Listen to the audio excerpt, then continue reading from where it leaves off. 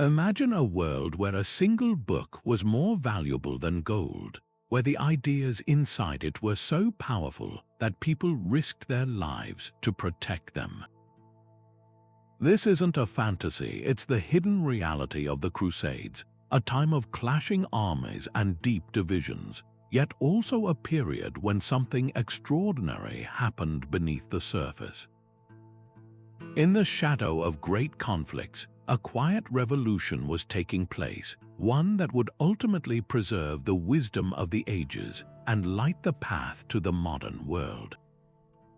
This is the story of the underground libraries of the Crusades, where courage met curiosity and where knowledge became the ultimate contraband.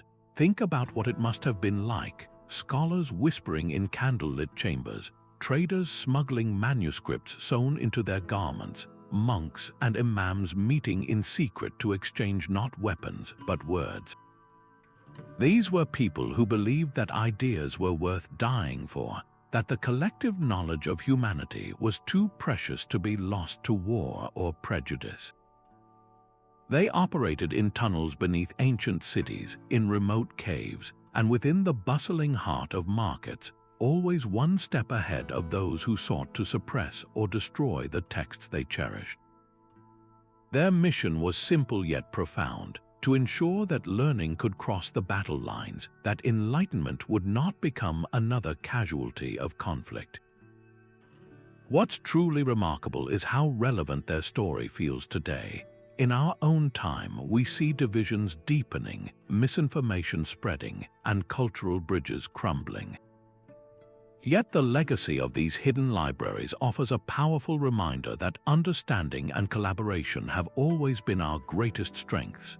Throughout this video, we'll journey together into this forgotten chapter of history, meeting the brave individuals who made it possible, uncovering the ingenious methods they used, and exploring how their actions shaped the world we live in now.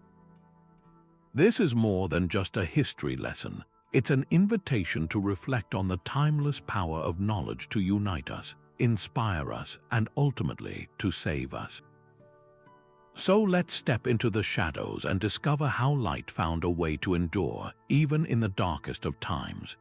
To truly grasp why these hidden networks of knowledge emerged, we need to step into the world as it existed between the late 11th and 13th centuries. This was not a simple time of clear-cut good versus evil, as it is sometimes portrayed. It was an era of immense complexity, defined by the collision of empires, faiths, and ideas. The Crusades, a series of military campaigns launched by European Christians to reclaim the Holy Land from Muslim rule, created a backdrop of almost constant tension and violence. Armies marched across continents, sieges laid waste to cities, and the line between conqueror and conquered was often blurred and bloody. In the midst of this upheaval, it would have been easy for the vast libraries and scholarly traditions of the ancient world to be lost forever, consumed by the very fires of conflict that ravaged the landscape. Yet a fascinating paradox was at work. While knights and soldiers clashed on the battlefield, the regions they fought over, places like the legendary city of Jerusalem, the bustling port of Acre, and the ancient hub of Antioch were becoming surprising melting pots. Conquered and reconquered, these cities were constantly changing hands, which meant that Christians, Muslims, and Jews often lived in close, if uneasy, proximity. This created a unique social environment. Markets saw traders from Venice bargaining with merchants from Damascus. Healers might compare medical techniques learned from entirely different traditions. And scholars, those with an insatiable curiosity about the world, began to recognize a profound truth. The enemy soldier on the other side of the wall might just be guarding a library containing lost wisdom they had only dreamed of. This recognition sparked a quiet, desperate, and incredibly brave intellectual rebellion. The very forces that sought to divide civilization's religious dogma, military expansion, cultural distrust inadvertently created the cracks through which collaboration could seep. A Christian monk, forbidden from reading certain Arabic texts, might secretly seek out a Muslim scholar to understand a point of astronomy. A Jewish physician, respected for his knowledge in both communities, could act as a neutral bridge, facilitating the exchange of a precious medical manuscript. The danger was immense, of course. Being caught consorting with the other or possessing forbidden knowledge could lead to accusations of heresy, treason, or worse.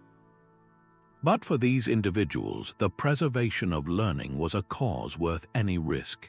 They understood that knowledge was not the property of any one faith or faction. It was the shared inheritance of all humanity, and it was their sacred duty to protect it from the flames. This tense, dangerous, and ultimately hopeful interplay between war and wisdom is the essential backdrop against which the incredible story of the underground libraries unfolds. When we picture these so-called underground libraries, it's tempting to imagine a single, hidden room filled with dusty scrolls, a static treasure chest waiting to be discovered. But that mental image doesn't even come close to capturing the vibrant, living reality of these spaces. They were far less like a sealed vault and far more like a beating heart, a dynamic, bustling hub of intellectual activity that just happened to operate out of sight. The word library itself can be a bit misleading, suggesting a quiet, formal institution. In truth, these were often improvised, adaptable centers where the real work of preserving knowledge was a hands-on collaborative process.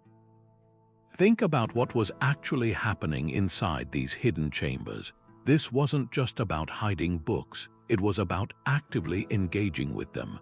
In one corner, you might find a Christian monk and a Muslim scholar hunched over a single manuscript, working together to translate a complex Arabic text on medicine into Latin. In another, a team of scribes would be meticulously copying a fragile Greek philosophical treatise onto fresh parchment, creating new copies to ensure its survival. Elsewhere, a small group might be locked in a quiet but passionate debate about astronomy, using a translated text from Persia as their starting point. These were places of intense, focused energy workshops of the mind where the very future of human understanding was being painstakingly reassembled piece by piece. And the collections they safeguarded were breathtakingly diverse. While religious texts were certainly present, the true focus was often on the vast world of secular knowledge that transcended faith. The works of Aristotle and Plato, which had been preserved and expanded upon by Islamic scholars like Avicenna and Averroes, sat alongside groundbreaking texts on algebra, optics, and anatomy. Detailed star charts from Persian astronomers shared shelf space with the medical encyclopedias of Galen. This was a conscious effort to save the entire intellectual heritage of humanity, recognizing that a mathematical formula or a scientific observation belonged to everyone, regardless of which god they prayed to or which king they served. Perhaps most fascinating is where these hubs of learning were hidden. While some were indeed in the cellars of monasteries or concealed behind mosque walls, many operated in brilliantly inconspicuous locations. A busy bookseller's stall in a crowded market might have a back room where forbidden texts were studied. A remote cave network along a trade route could serve as a temporary storage depot and reading room. A wealthy merchant's spacious home might have a concealed study where scholars could gather under the guise of a social visit. This strategy of hiding in plain sight was key to their longevity. The constant flow of people and goods in these places provided the perfect camouflage for the even more precious trade in ideas. Ultimately, these networks were held together not by stone walls or hidden doors, but by something far stronger: trust. A fragile chain of individuals, monks, merchants, scholars, and even sympathetic soldiers formed a web of collaboration that stretched across hostile borders. Their shared belief was a powerful bond. That knowledge was a light too essential to be snuffed out by war, and that curiosity was a force that could bridge any divide.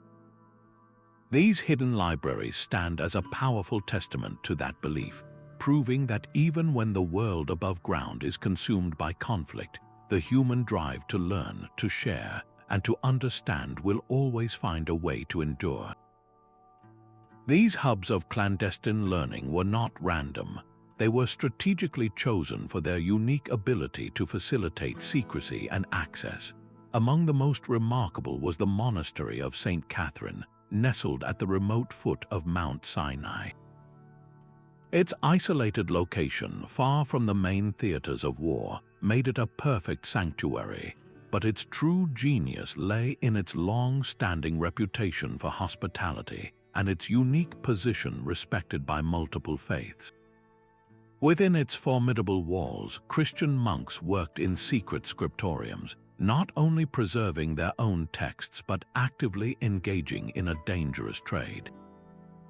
They would secretly acquire Arabic manuscripts on philosophy and science from Muslim scholars traveling the pilgrimage routes, translating and copying them into Greek or Latin, before discreetly sending these priceless intellectual contraband on its way to other hungry minds in Europe. This monastery became a neutral ground, a silent broker in the exchange of ideas where the spiritual and the scholarly intertwined under a veil of holy silence. Moving from the desert solitude to the bustling urban centers, the port city of Tyre presents a completely different model for these operations. As a crucial maritime hub, Tyre was a city constantly pulsing with the movement of goods and people. This very chaos was its greatest asset. Smugglers used the crowded docks and endless flow of trading ships to their advantage. Precious manuscripts would be carefully waterproofed with waxed cloth, sealed inside clay jars labeled as olive oil or wine, or even packed among bales of mundane trade goods like cotton or spices.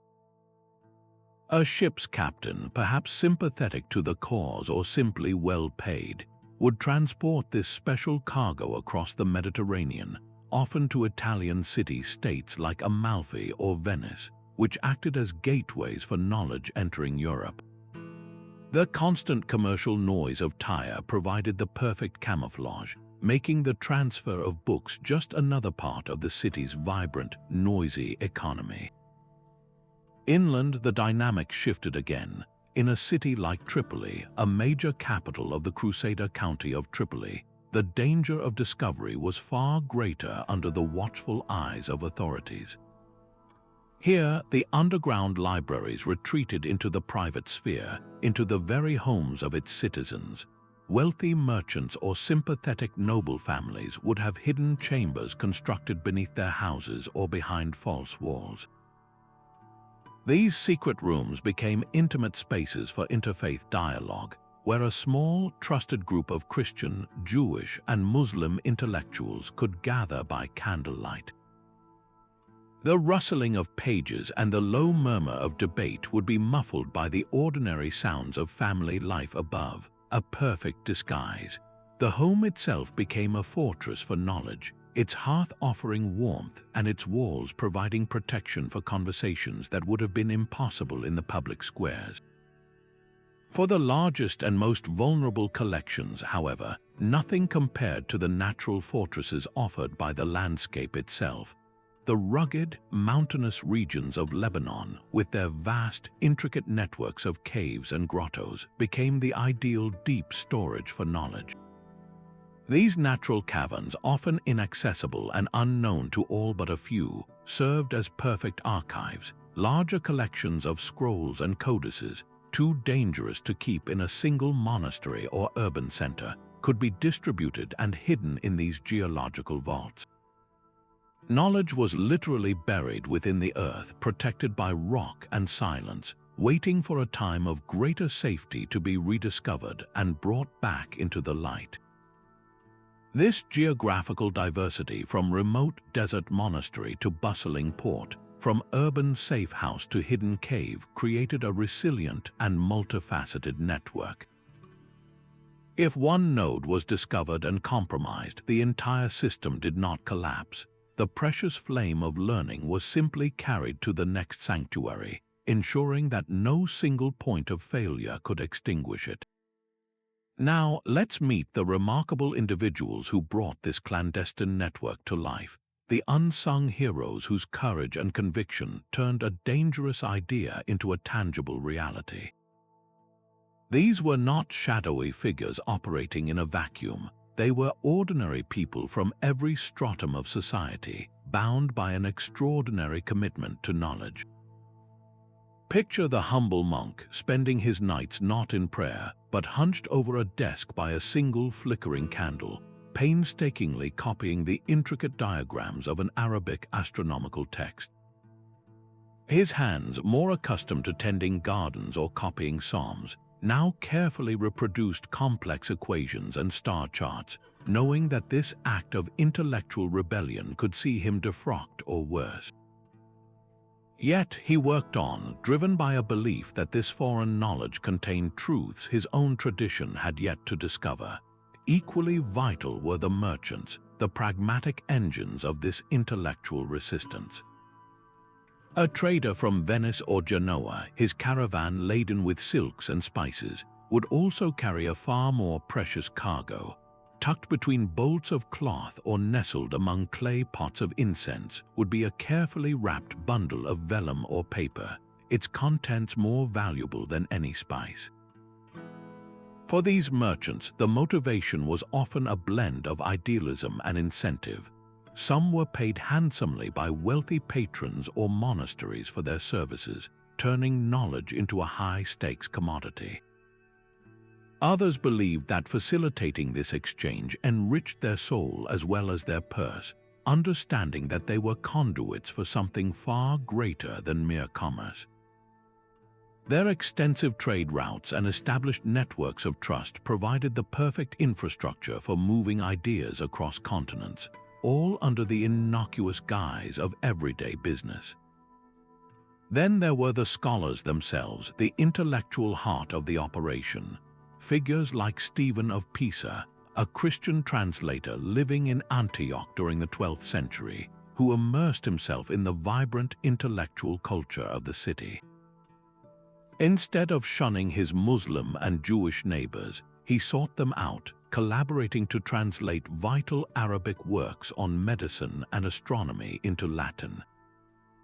His work, and that of countless other anonymous translators, particularly many learned Jewish scholars who are often fluent in Arabic, Latin, and Hebrew, acted as a crucial linguistic bridge. They didn't just translate words, they translated entire worlds of thought, carefully adapting complex concepts for a new audience and ensuring that the wisdom of Aristotle or the medical insights of Al-Razi could be understood and built upon in European universities. We must also remember the quiet enablers, those whose contributions were less about action and more about calculated inaction. A guardsman stationed at a city gate who might notice an unusually heavy crate in a merchant's wagon, but chooses to look the other way for a pouch of coins or perhaps out of silent sympathy for the cause. A local official who might suspect a gathering of scholars in a wealthy home was more than a simple social call, yet decides that some questions are better left unasked. These individuals, by their deliberate silence, provided the essential oxygen that allowed the entire operation to breathe, proving that complicity could sometimes be a form of courage. What united this diverse coalition was a shared understanding that wisdom was not a finite resource to be hoarded, but a light to be shared. Their motivations were as varied as their backgrounds: pure intellectual curiosity, a deep-seated religious duty to seek truth wherever it could be found, or a simple, powerful conviction that preserving the past was the only way to ensure a brighter future. They asked for no monuments and expected no fame. Their reward was the survival of the ideas themselves. These men and women, operating in the shadows, were the essential human links in a chain that stretched across faiths and frontiers. Without their daily acts of bravery and their willingness to see beyond the divisions of their time, the flame of learning they carried so carefully might have sputtered and died, leaving the world a much darker place. Getting these priceless manuscripts from one safe haven to another was an art form in itself, a high-stakes game of deception that demanded incredible ingenuity. The most common trick was also the simplest: make the book look like something else entirely. A precious philosophical treatise could be carefully rolled and secreted within the core of a large, rolled-up carpet, its wisdom hidden in plain sight amidst a merchant's wares. Delicate vellum pages might be nestled inside large, empty amphorae, labeled as wine or oil, the clay jars providing excellent protection from the elements and prying eyes. For the most dangerous journeys where a person might be subject to a search, the most intimate method was employed. Individual pages or small codices could be carefully sewn into the linings of cloaks or tunics, the wearer literally carrying the weight of knowledge on their shoulders, feeling the faint rustle of parchment with every step as a constant reminder of their vital mission. The logistics of these transfers were just as cleverly devised. Smugglers rarely worked in a straight line. They operated through intricate networks of intermediaries to create what we would now call plausible deniability. A monk in a monastery might pass a text to a trusted local farmer, who would then take it to a specific market stall. The stall owner would then hand it off to a caravan guard, who ultimately passed it to the merchant leading the expedition. At each step, individuals knew only their immediate contacts, ensuring that if one link was caught and questioned, the entire chain would not unravel.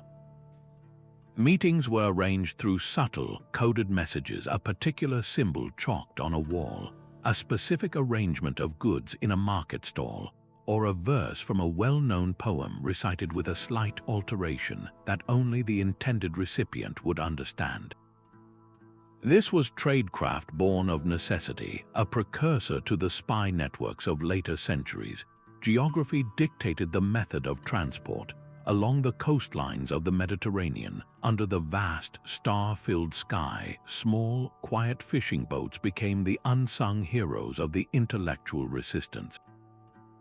Under cover of darkness, they would slip from isolated coves, their holds carrying not fish, but crates of books wrapped in oilcloth to protect them from the sea spray. They would meet larger ships miles offshore, transferring their precious cargo away from the watchful eyes of port authorities. In the stark, open expanse of the desert, a different approach was needed. Here, the very land itself became the hiding place. Smugglers would travel known trade routes and bury sealed containers holding manuscripts at pre-arranged locations, leaving subtle, almost invisible markers for the next person in the chain to find and retrieve them. These buried caches turned the endless sea of sand into a vast, decentralized library waiting to be unearthed.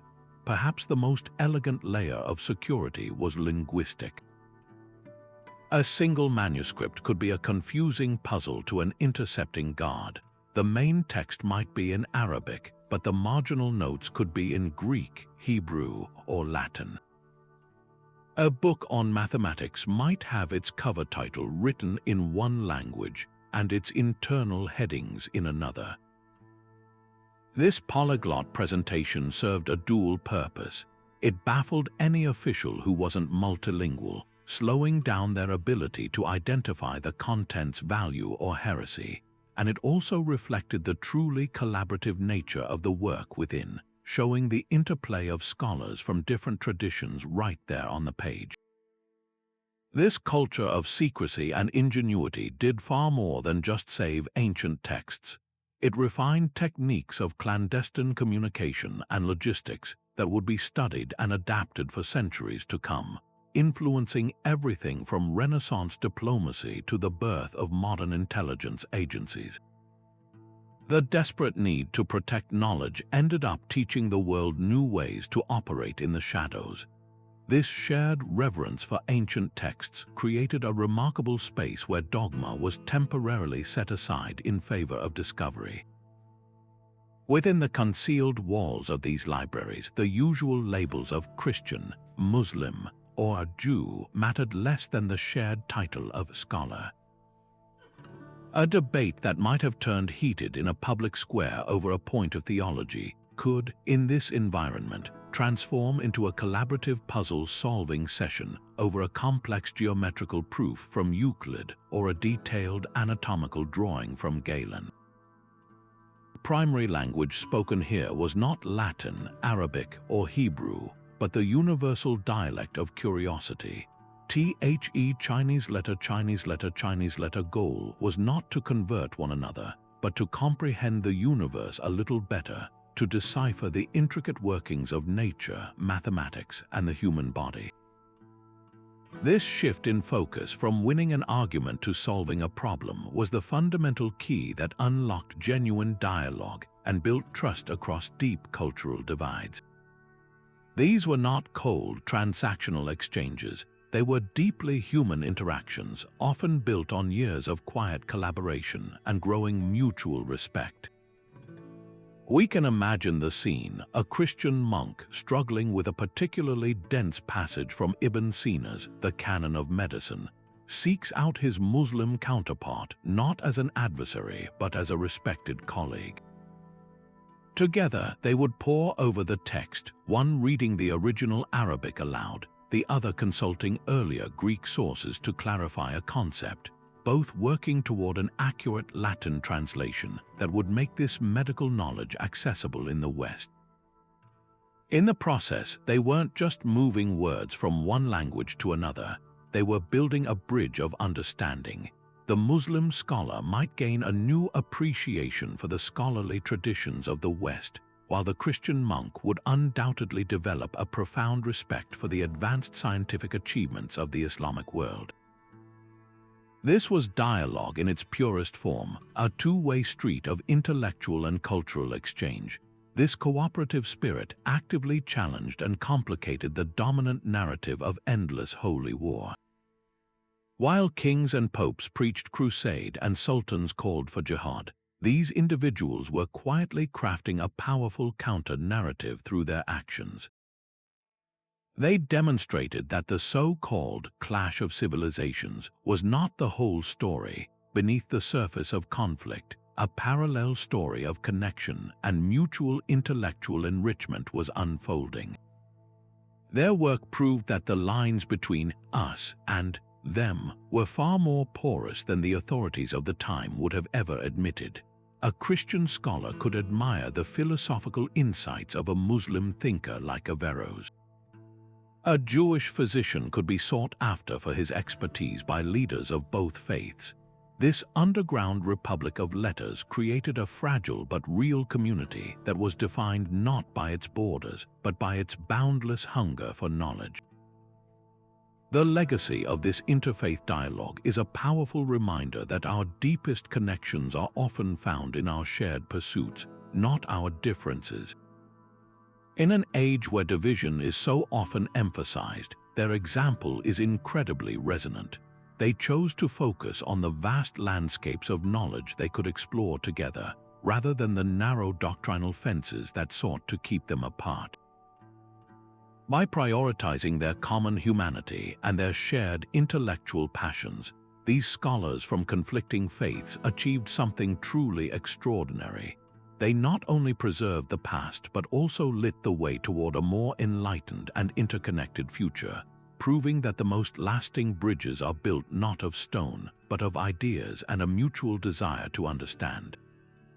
Consider the sheer scale of what was at stake. The Great Library of Alexandria may be the most famous symbol of lost knowledge, but it was far from the only repository in peril.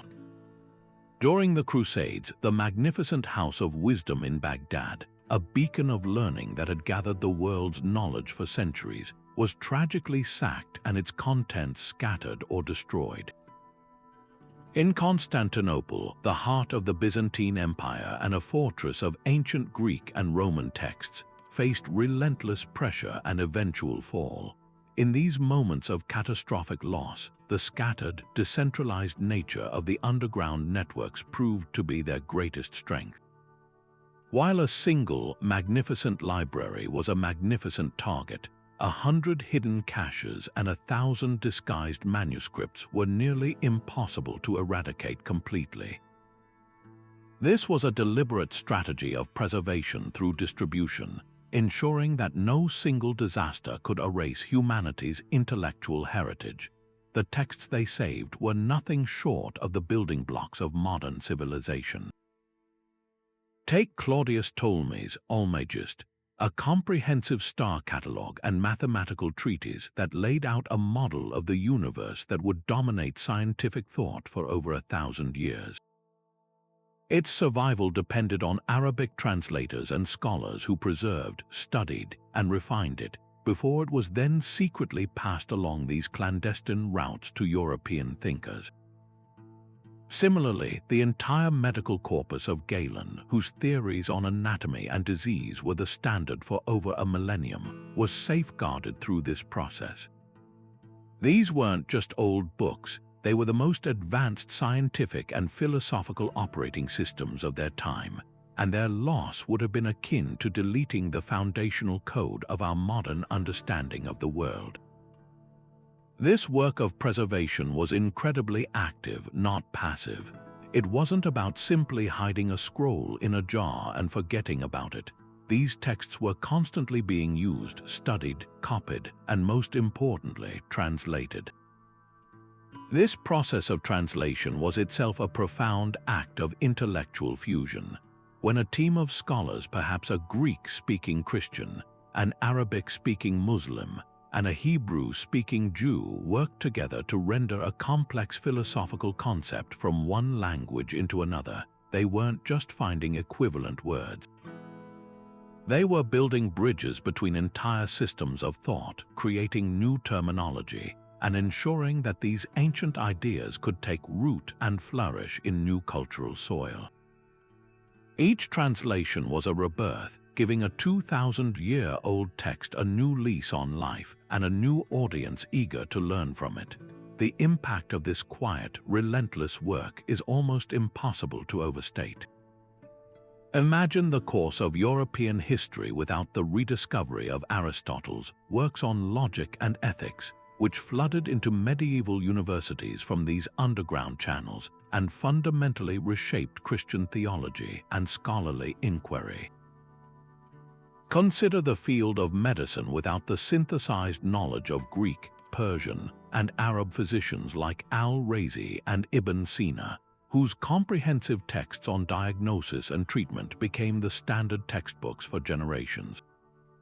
The development of mathematics would have been severely stunted without the preservation and transmission of algebraic and trigonometric concepts developed in the Islamic world.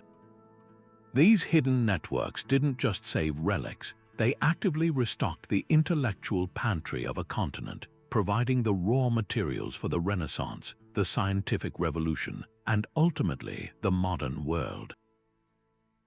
They were the essential bridge across a dark age, carrying the light of antiquity safely into the future. This quiet but relentless flow of preserved knowledge did not simply trickle into the halls of European learning. It arrived like a tidal wave, utterly transforming the intellectual landscape. The great medieval universities Bologna, Paris, and Oxford were among the first to feel this seismic shift.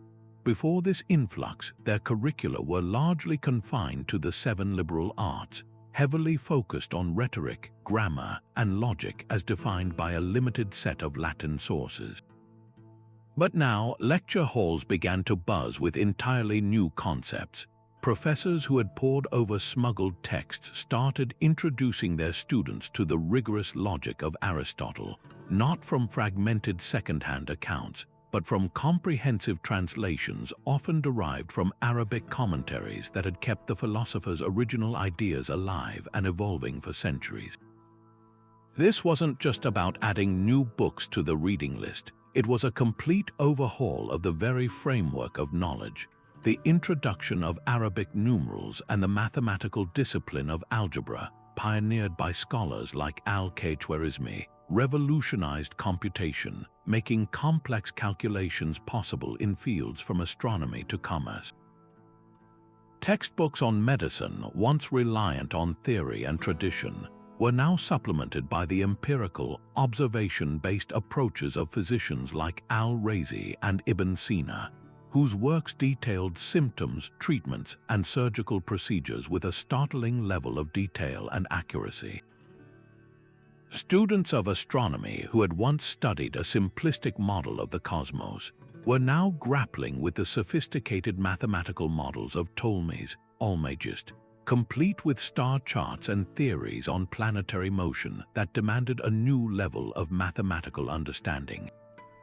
This sudden expansion of the known intellectual universe created a fertile environment for questioning and debate that had been unimaginable just a generation before.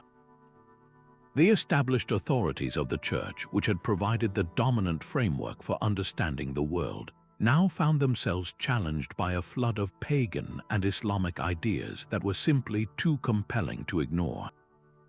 Scholars were forced to reconcile faith with reason, theology with empirical observation. This tension, far from stifling progress, became the engine of the Renaissance. It sparked a renewed passion for direct inquiry into the natural world, a rediscovery of classical humanism, and a belief that through reason and study, humanity could unlock the secrets of the universe. The impact of this intellectual awakening rippled far beyond the university walls, seeping into the workshops of artists, the studies of architects, and the courts of patrons. The mathematical principles preserved in those smuggled texts allowed artists like Brunelleschi to master perspective, transforming two-dimensional art into windows onto realistic worlds. The recovered architectural knowledge from Vitruvius, often transmitted through Arabic sources, informed the construction of the great domes and buildings that define Renaissance cities. Every major leap forward, from the precise anatomical drawings of Leonardo da Vinci to the astronomical observations of Copernicus that would eventually displace the Earth from the center of the universe, can trace a direct lineage back to those clandestine networks.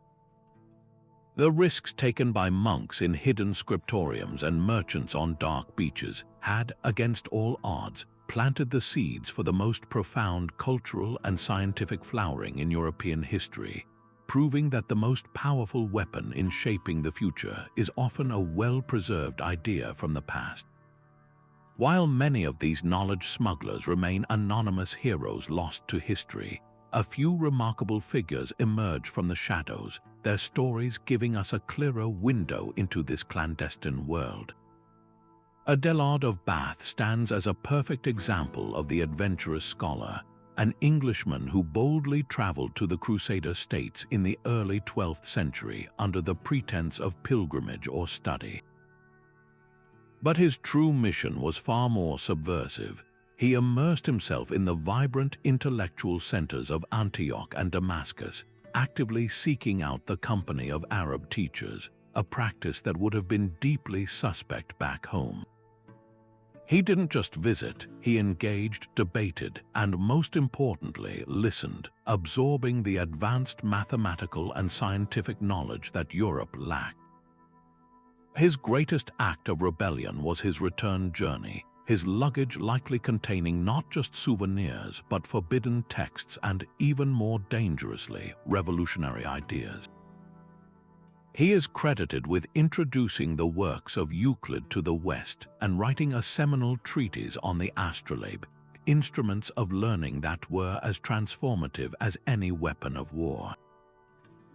Adelard famously wrote that he preferred to learn from reason rather than authority, a radical statement that perfectly captures the spirit of these intellectual rebels who dared to look beyond the dogma of their time for answers. If Adelard was the daring field agent acquiring the raw intelligence, then Gerard of Cremona was the master cryptographer working tirelessly to decipher it for his people. Operating out of the Spanish city of Toledo after its reconquest, Gerard found himself in a unique position. The city remained a cultural melting pot, with vast libraries of Arabic texts left behind. Recognizing this treasure trove, Gerard dedicated his entire life to a single, monumental task: translation. He learned Arabic and assembled a team of collaborators, effectively creating a hidden scriptorium in all but name, a translation bureau that operated with a quiet but relentless efficiency. His output was staggering. Over his lifetime, he translated well over 80 major works from Arabic into Latin, including Ptolemy's Almagest, the entire medical canon of Avicenna, and foundational texts on philosophy and algebra. He wasn't just a simple translator, he was a conduit, channeling the collective wisdom of the Greek and Islamic worlds into a language that European scholars could finally access and build upon. His work provided the very textbooks that would educate generations of students and fuel the rise of medieval universities. This exchange was never a one-way street. On the Muslim side, scholars of immense stature also participated in this great dialogue, often under the patronage of enlightened rulers who valued knowledge above prejudice. The geographer and cartographer Al-Idrisi provides a fascinating case. Born in North Africa and educated in Cordoba, he was hired by the Norman Christian king Roger II of Sicily, a fascinating crossroads of cultures. For years, Al-Idrisi worked at Roger's court, collaborating with Christian scholars and translators to synthesize geographical knowledge from across the known world. The result of this unprecedented cooperation was the Book of Pleasant Journeys to Faraway Lands, also known as the Tabula Rogeriana, which remained the most accurate world map for centuries. His work integrated the travels of Arab merchants, the accounts of Norman sailors, and the classical knowledge preserved in both traditions, creating a truly global vision that would have been impossible without such cross-cultural collaboration. His presence at a Christian court is a powerful testament to the fact that the pursuit of knowledge could, and did, create alliances that transcended the religious conflicts of the era. These pioneers, from the traveling Adelard to the sedentary Gerard and the courtly Al-Idrisi, shared a common trait that set them apart: intellectual humility. They possessed the courage to admit that their own tradition did not hold a monopoly on truth, and the wisdom to actively seek out understanding from those they were taught to see as adversaries.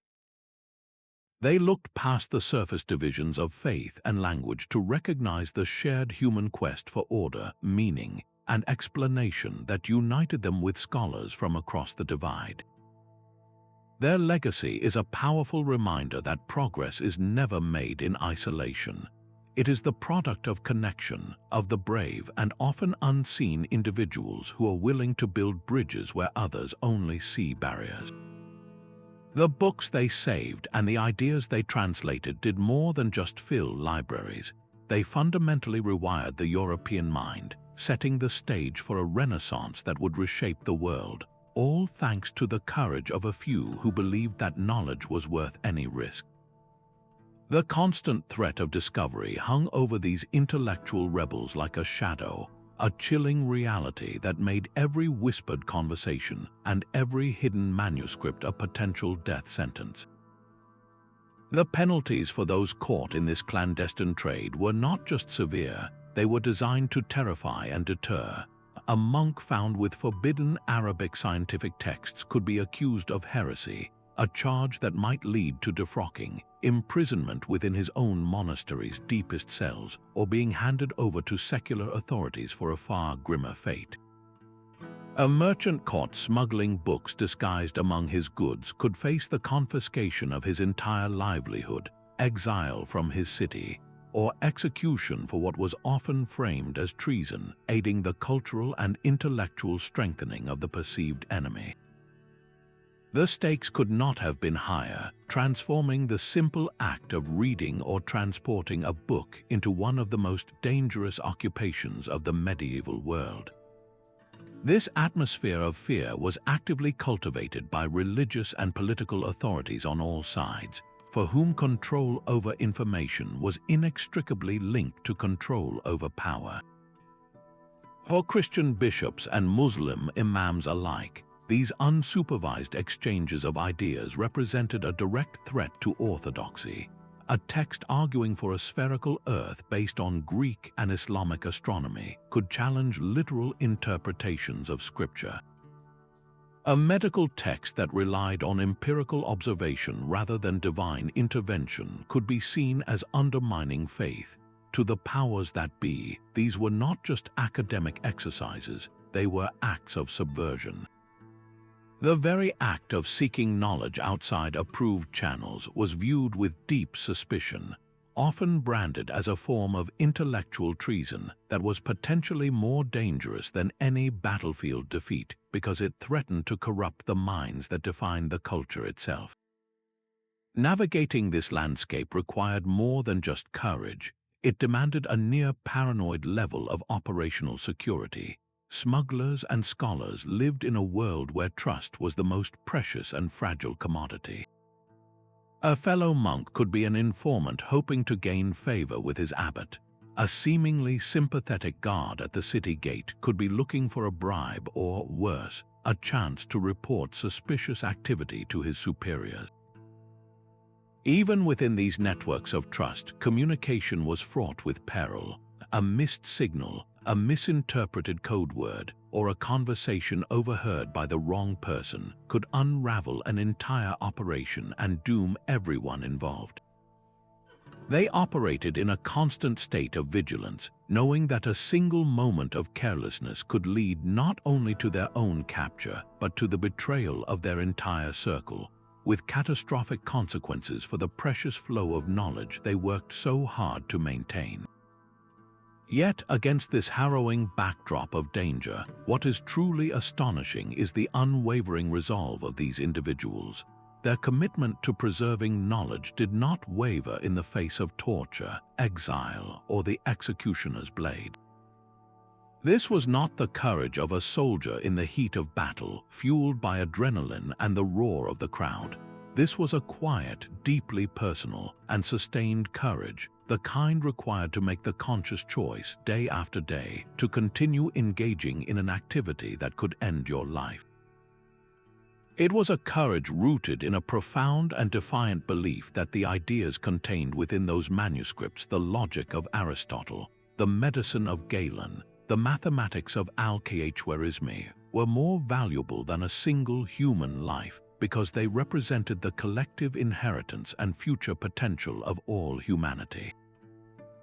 They believed they were saving not just books, but the very possibility of progress itself, a cause for which they were willing to pay the ultimate price.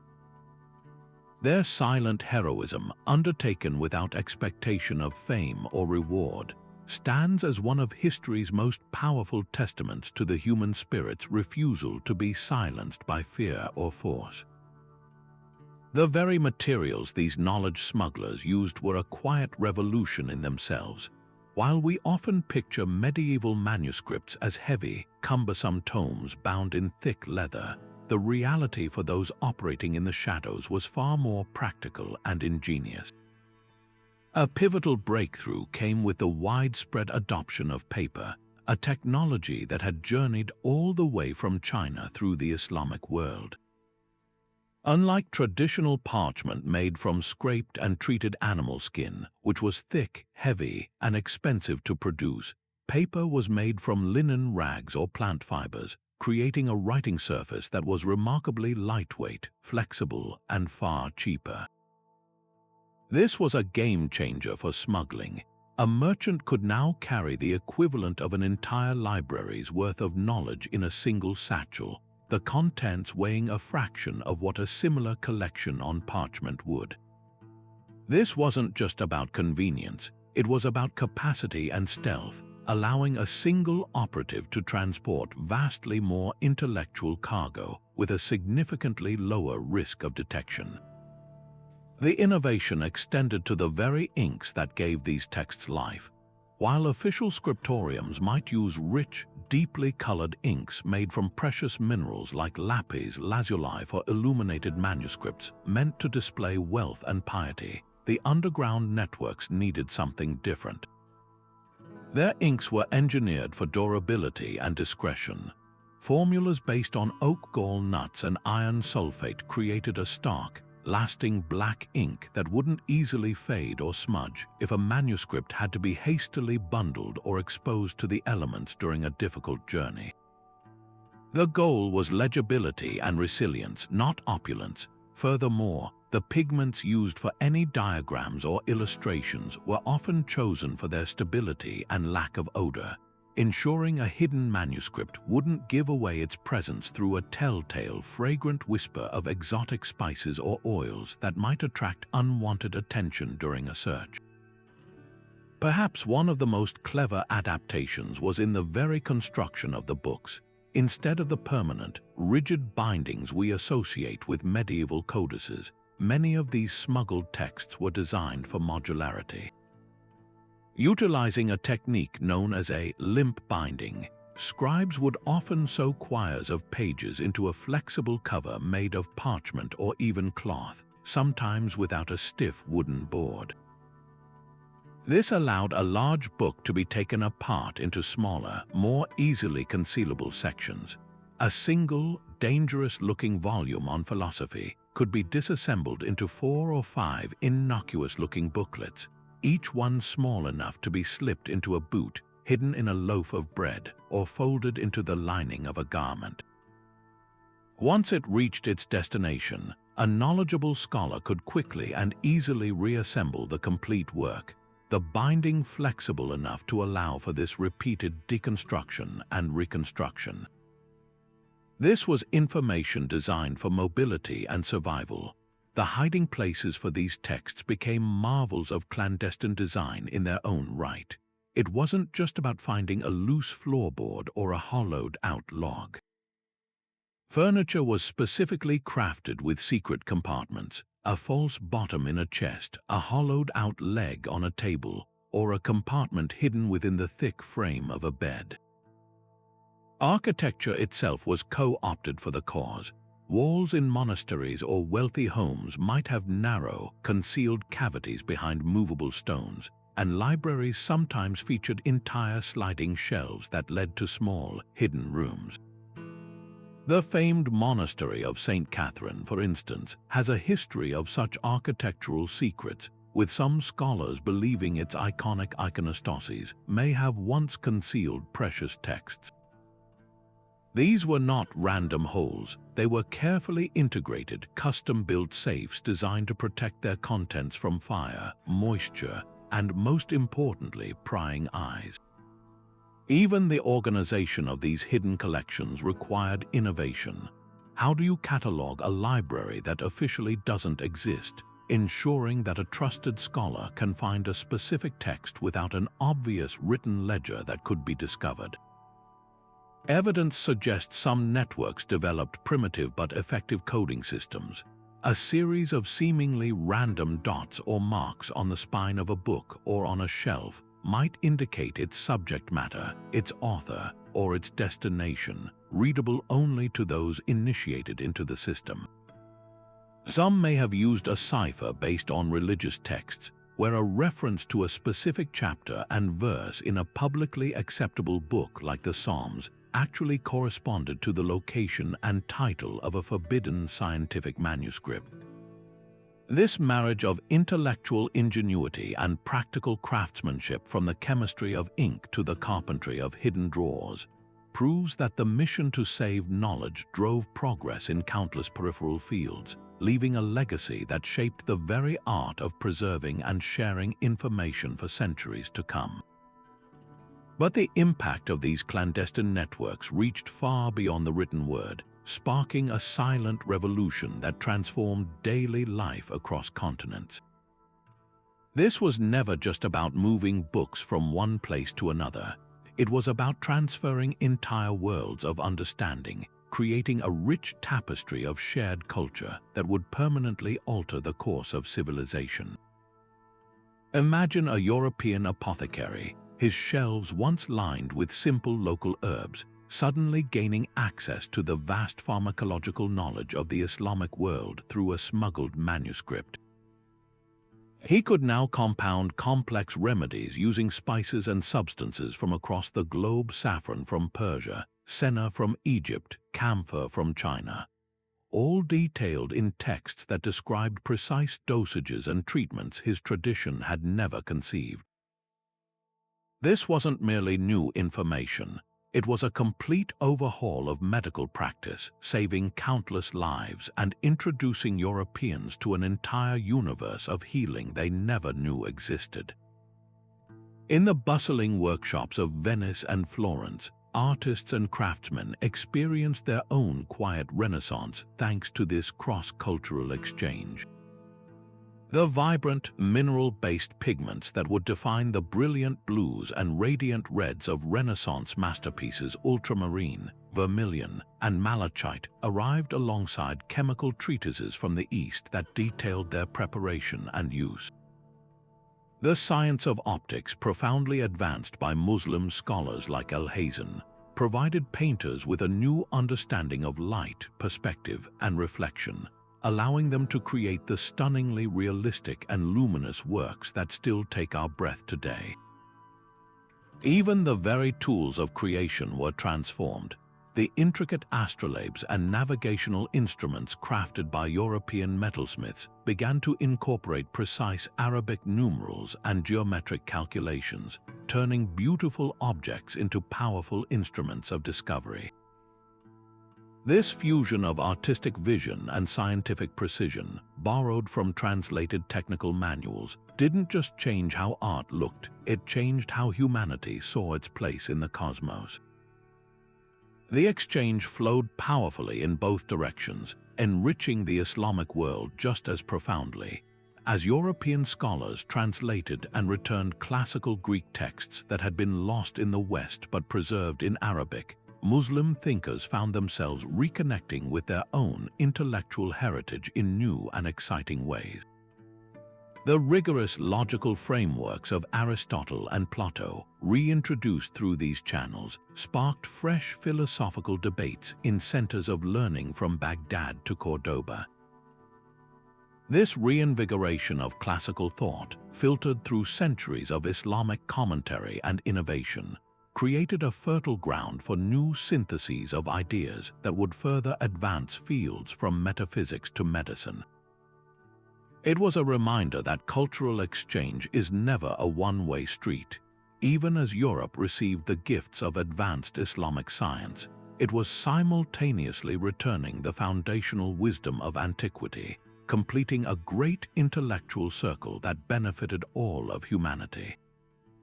Perhaps the most delightful and enduring exchanges happened not in libraries or workshops, but in kitchens and marketplaces. The spice routes that carried manuscripts also carried the flavors that would redefine European cuisine. Sugar, citrus fruits, rice, spinach, and eggplant staples we now take for granted were introduced to the West through these networks, often with culinary manuals that described their cultivation and preparation. The concept of the three-course meal itself is believed to have migrated from the Islamic world to the courts of Europe, transforming dining from a simple necessity into a sophisticated social art. In the opposite direction, musical theories from Europe found eager audiences in the East, where scholars incorporated new concepts of harmony and notation into their own rich musical traditions. This silent trade in tastes, sounds, and artistic techniques created a shared cultural vocabulary that made the world smaller and more interconnected, proving that the most powerful bridges between cultures are often built not through grand diplomacy, but through the shared human experiences of creating, eating, and making beautiful things together. Yet even the most resilient networks cannot withstand the relentless tide of geopolitical change. And by the late 13th century, the world that had nurtured these clandestine operations began to crumble. The single most devastating blow came with the thunderous fall of Acre in 1291, the last major Crusader stronghold in the Holy Land. Its capture by Mamluk forces wasn't just a military defeat, it was the catastrophic severing of a vital artery. Acre had been more than a city, it was the central nervous system of the entire knowledge smuggling operation, a bustling port where manuscripts disguised as trade goods flowed freely between ships from Italy and caravans from the east.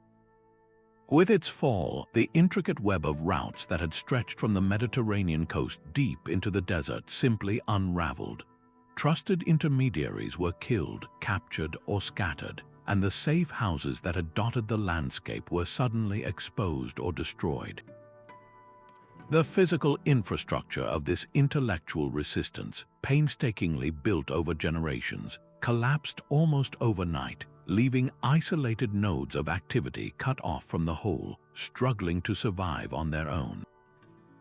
Simultaneously, a quieter but equally powerful shift was occurring in the halls of power across both Europe and the Middle East, the relentless march toward centralization.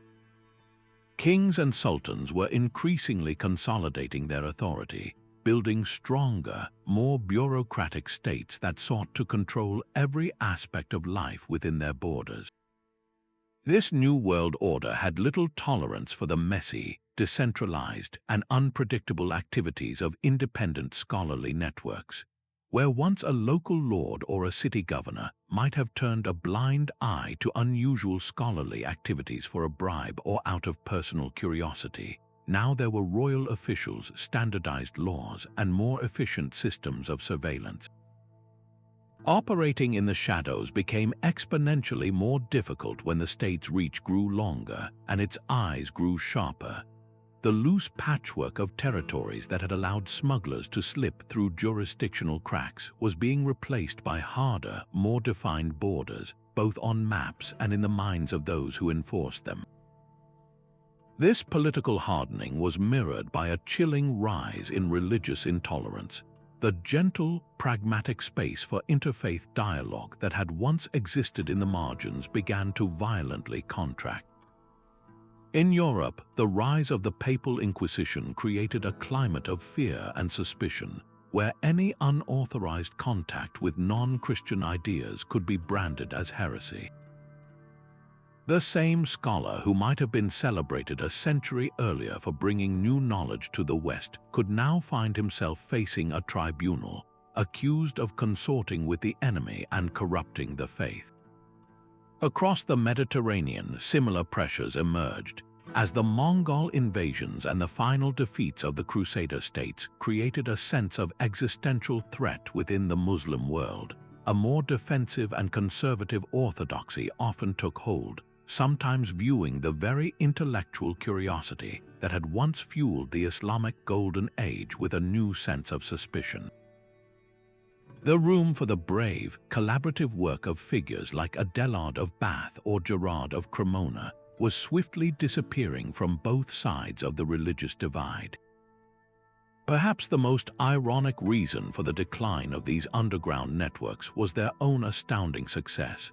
The very knowledge they had risked everything to preserve and transmit had now taken root so powerfully that it began to create new, above-ground institutions that made the old secrecy obsolete. The translated texts they had smuggled were now the core of the curriculum in the great universities of Bologna, Paris, and Oxford. Royal patrons, seeing the immense prestige and power that came with supporting learning, began establishing magnificent official libraries, actively sending agents to acquire texts through diplomacy and open purchase rather than subterfuge. Why would a scholar risk his life to obtain a forbidden copy of Aristotle's Metaphysics when a perfectly legal copy was available in the university library? The desperate need that had given birth to the underground networks was gradually fading, not because the thirst for knowledge had diminished, but because it was finally being quenched through legitimate public channels. The flame they had carried so carefully through the darkness was now burning brightly in the open for all to see. This enduring legacy of the underground libraries is not confined to history books. it lives and breathes within the very walls of our modern institutions of learning. Walk into any public library today, and you will feel the echo of those ancient, hidden chambers. These spaces are designed as modern-day neutral grounds, bastions of intellectual freedom where diverse and often conflicting ideas can reside side by side on the same shelf, inviting exploration rather than enforcing dogma. This core principle, that knowledge should be accessible to all regardless of background or belief, is a direct inheritance from the medieval scholars and smugglers who believed wisdom should transcend the battle lines of their time. The library, as a protected, neutral space for the free exchange of ideas, is their greatest gift to our modern world, a physical manifestation of the peace they quietly forged. That same spirit of radical access now drives the most exciting frontiers of knowledge preservation. The digital archivists of today, working to scan and upload millions of books, manuscripts, and artifacts into vast online repositories, are the spiritual successors to the scribes who meticulously copied texts by candlelight.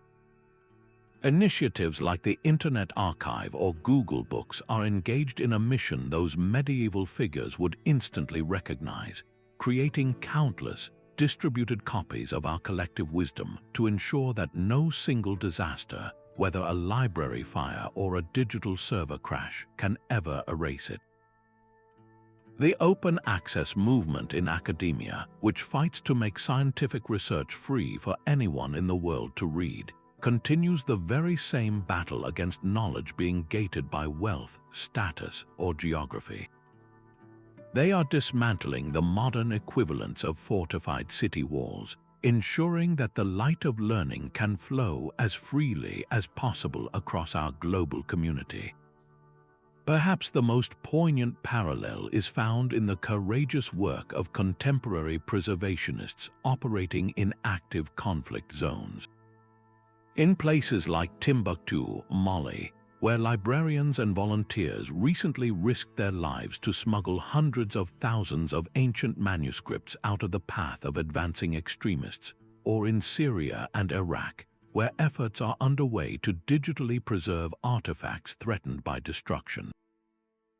These modern-day heroes, much like their Crusader-era counterparts, operate with a mix of ingenuity and sheer bravery, using everything from flash drives to makeshift tunnels to safeguard cultural heritage.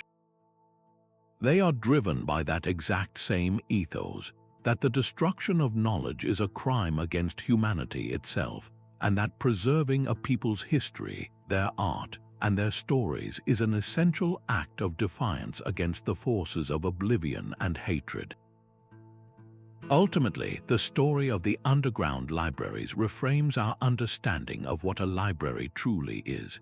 It is far more than a quiet building filled with books. It is the embodiment of a promise.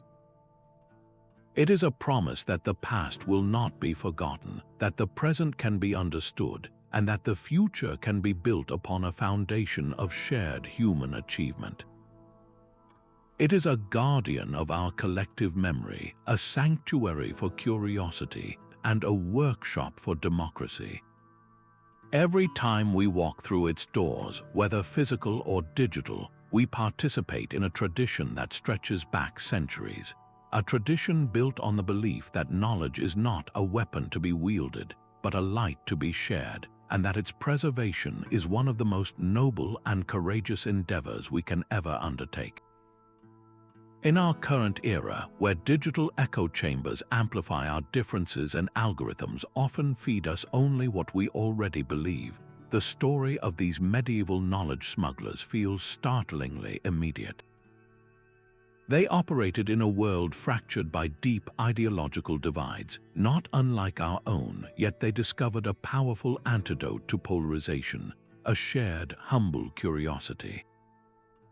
Their greatest lesson for us is that progress doesn't come from shouting louder from behind our own fortified walls, but from the quiet, brave work of building a single table where everyone can sit together. They proved that the most profound connections are forged not in the absence of differences, but in the deliberate decision to look past them in pursuit of a common, higher goal, in their case, the timeless and universal quest for understanding. This historical example challenges the modern, often passive, assumption that preserving knowledge is simply a matter of storing data on a server. The medieval custodians of these hidden libraries show us that it is, in fact, an active and ongoing act of courage. They didn't just hide books, they engaged with them, translated them, debated them, and risked their lives to pass them on. In an age where misinformation can spread globally in seconds and digital archives can be altered or erased with a keystroke, their legacy is an urgent call to vigilance. It reminds us that protecting truth requires more than just good intentions.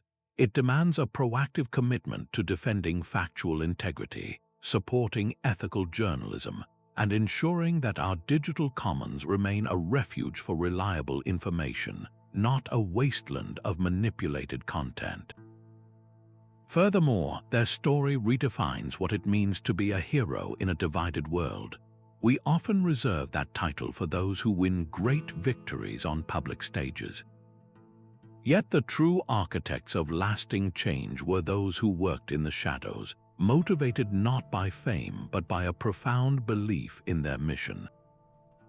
Today, that same spirit lives in the teachers who foster critical thinking in their classrooms, the scientists who collaborate across international borders despite political tensions, the community leaders who facilitate difficult conversations between opposing groups, and the archivists who work to preserve endangered languages and cultures.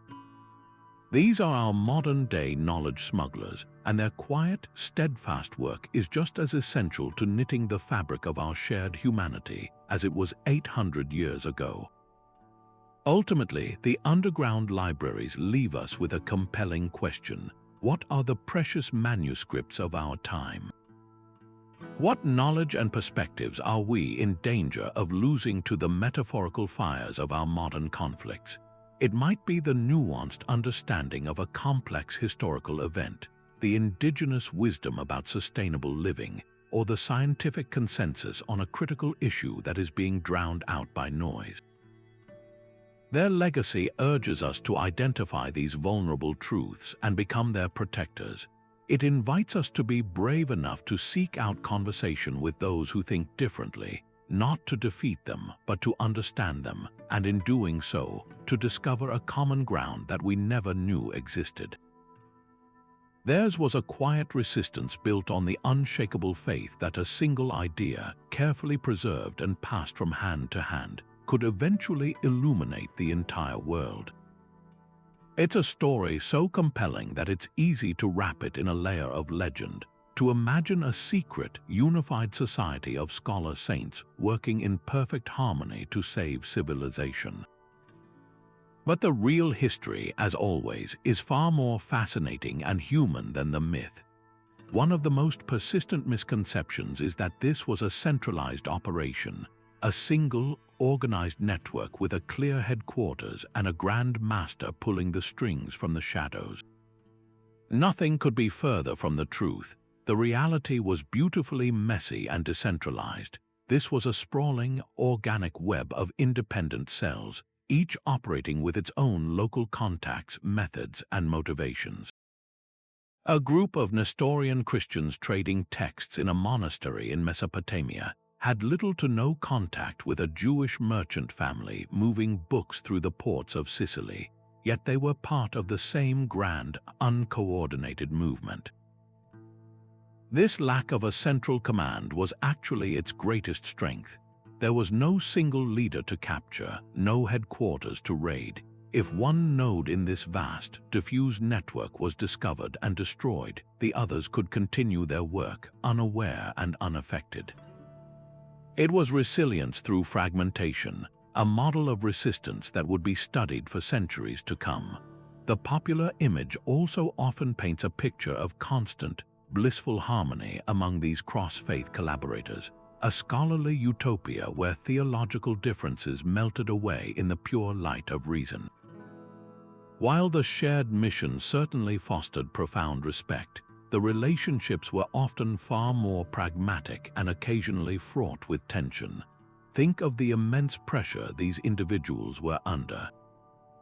A Christian monk and a Muslim scholar might work side by side for months translating a medical text, but outside their hidden chamber, their communities were often locked in a brutal war.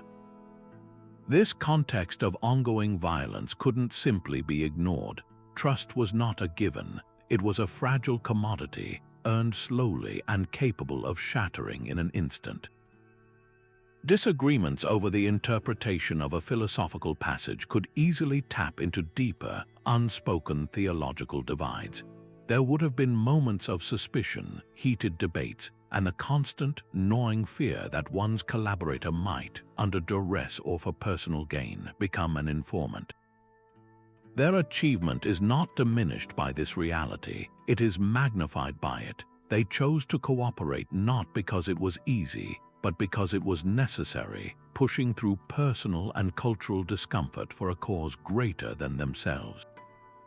This makes their success not a fairy tale, but a testament to the human capacity for cooperation even in the most difficult of circumstances. And for all the celebrated successes, we must also hold space for the immense, tragic losses. The narrative of the heroic rescue of ancient texts can inadvertently create the impression that most of classical knowledge was saved. The heartbreaking truth is that we likely lost far more than we ever recovered. For every manuscript that was successfully copied and smuggled to safety, countless others were undoubtedly lost to the countless perils of the age. A caravan carrying a unique copy of a lost Greek play could be ambushed by bandits, its precious cargo scattered and left to rot in the desert sun. A hidden cache in a coastal city could be discovered and burned by a zealous commander, or simply succumb to the relentless damp, its pages melting into an unreadable pulp of mold and ink. A single translator, holding the only known copy of a revolutionary scientific treatise in his memory, could be captured or fall to a sudden plague, taking that knowledge with him to the grave forever. Every text that made it through was a miracle against staggering odds.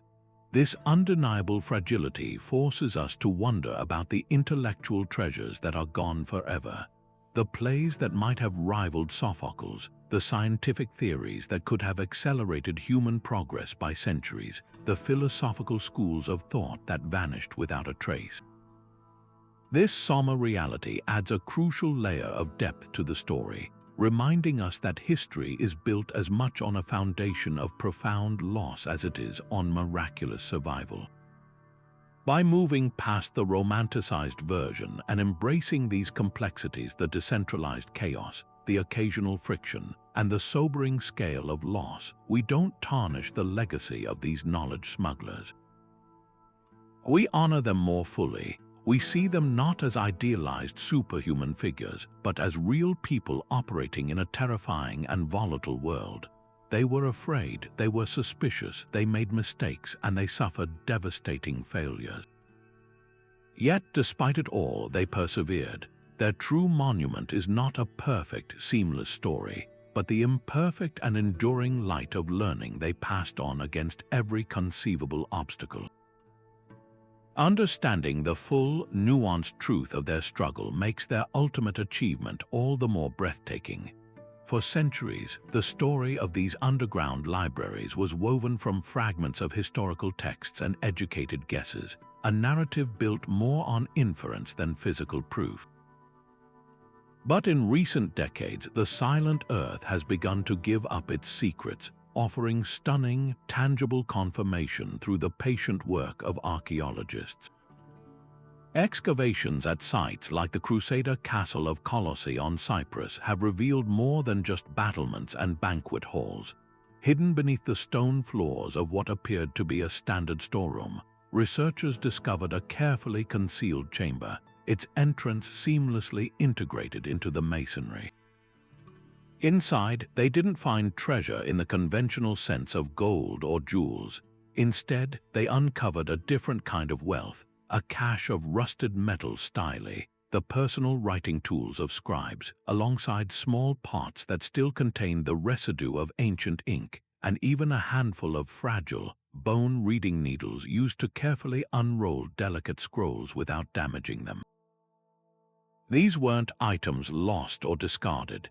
They were deliberately hidden, a frozen moment in time where the work of preservation was suddenly interrupted, likely by an advancing army or the threat of discovery, leaving behind the humble, everyday instruments of intellectual rebellion.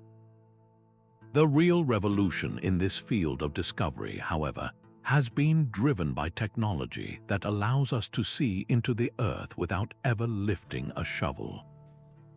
Ground-penetrating radar and LiDAR scanning have become the modern-day equivalents of a secret map, revealing a hidden world of tunnels and chambers that written history had forgotten.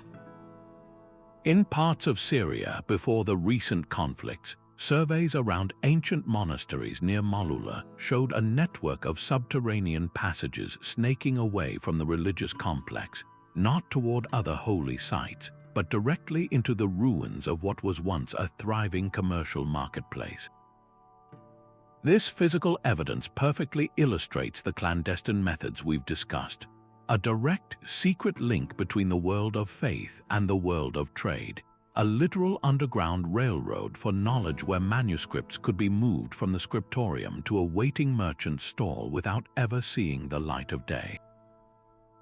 These tunnels, some wide enough for a single person to walk through hunched over, speak volumes about the sophistication and resources dedicated to this covert operation. Perhaps the most poignant discoveries are the deeply personal ones, the artifacts that connect us across the centuries to the individuals behind the mission.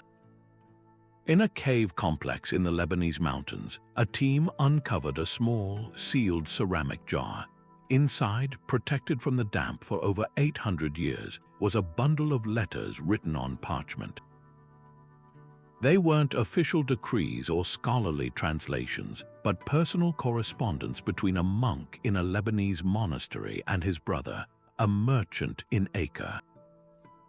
The letters, written in a mix of Aramaic and Arabic, discuss family matters, but they also contain coded references to special parcels and the new wine that would be arriving with the next caravan, clear euphemisms for the smuggled books. Alongside the letters was a small wooden cross and an Islamic prayer bead, found together in the same container. This intimate assemblage paints a powerful picture of a personal relationship that transcended religious doctrine, a private bond that facilitated the public good of knowledge exchange, reminding us that this vast network was ultimately built on countless small, personal acts of trust and courage. Each of these findings, from the grand scale of a hidden tunnel to the microscopic residue of ink in a pot, acts as a crucial anchor point, pulling the narrative out of the realm of legend and firmly into documented history. They confirm the logistical details we could only previously assume, how they moved the books, where they hid them, and what tools they used, but more importantly, they restore humanity to the story. A worn-down stylus tells us of long hours spent copying in poor light. A hidden chamber speaks to the constant, gnawing fear of discovery. A personal letter and a shared prayer bead testify to the profound human connections that made the entire dangerous endeavor possible. Archaeology doesn't just prove that these hidden libraries existed. It gives voice to the quiet dedication of the men and women who maintained them, allowing us to touch, quite literally, the tools they held and the spaces they inhabited, making their incredible story of preservation finally, undeniably real. And yet, for all the celebrated male translators and merchants, this vast intellectual network could never have functioned without the often invisible labor of women, whose unique social positions granted them a form of camouflage that their male counterparts simply did not possess. In the courts of Europe, noblewomen wielded a soft power that was crucial to the entire operation. A figure like Elena of Aquitaine, one of the most wealthy and influential women of the medieval world, used her immense resources and political clout to act as a vital patron. From her court in Poitiers, she could provide the essential funding for translators, offer safe passage to traveling scholars under her protection, and even host intellectual gatherings that, while cultured and courtly on the surface, served as discreet clearinghouses for the exchange of dangerous ideas. Her patronage was not merely charitable. It was a strategic investment in the intellectual capital that would define the future, and her high social status provided a powerful shield against the prying eyes of suspicious authorities who would dare not accuse a queen of heresy without overwhelming proof. Beyond the glittering courts, women of lesser nobility but no less courage found countless ways to weave themselves into the fabric of this clandestine work. The very constraints of their gender roles could be inverted and used as a strategic advantage. A noblewoman's private chambers were considered sacrosanct, a space largely free from male scrutiny, making them perfect hiding places for forbidden texts or even impromptu scriptoriums. While a gathering of men might arouse immediate suspicion, a seemingly innocuous social visit between ladies, a shared meal, an embroidery circle, or a musical recital could provide the perfect cover for a scribe to pass a newly copied manuscript to a waiting messenger hidden among the servants. These women became masters of a different kind of needlework, not just stitching tapestries but sewing the very threads of the intellectual network itself, using gossip and social ritual as a sophisticated communication system that operated in plain sight.